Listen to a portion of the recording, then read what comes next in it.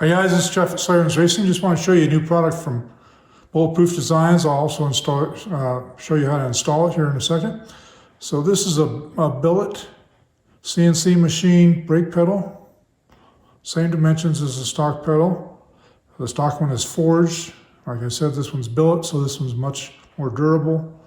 And will handle impacts a lot better. It will actually bend instead of just snap off.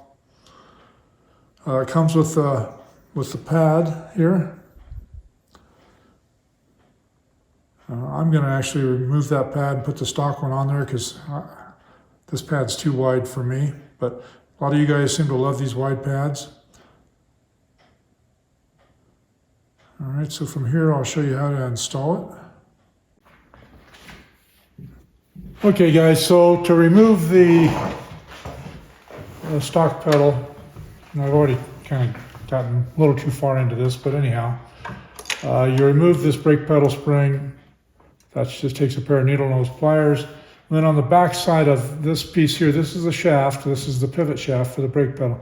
On the back side of it is a nut that takes a 13mm wrench. So just undo that and pull this out. And this will actually come out through the front. Even with the other piece that goes here and the bolt here, it will still come through there.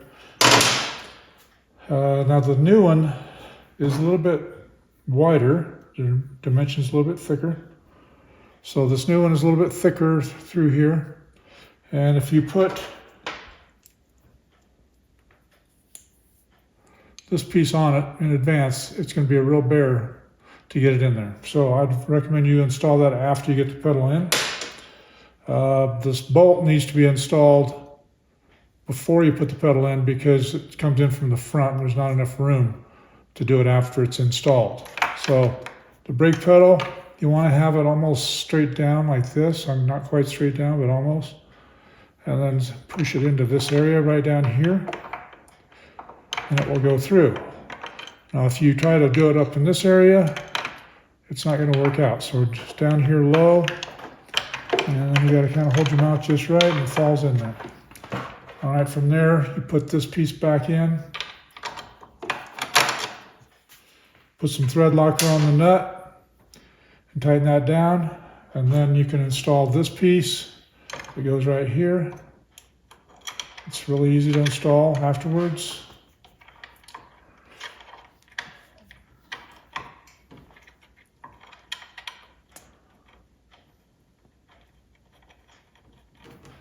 Okay, so now I've obviously snug everything up, adjust the pedal where you want it. Typical setting for a brake pedal is to have it level. When this is installed, everything's in there. It's going to be about level with the foot peg. That's kind of considered a neutral setting. Some guys like to adjust them up or down, whatever. Whatever works for you is fine with me. My next step is I'm going to change this pad. It's a little too big for my liking. I prefer the smaller stock pad. Or we've got some really nice pads also from Enduro Engineering and Moto Stuff that are really good. A little smaller dimensions.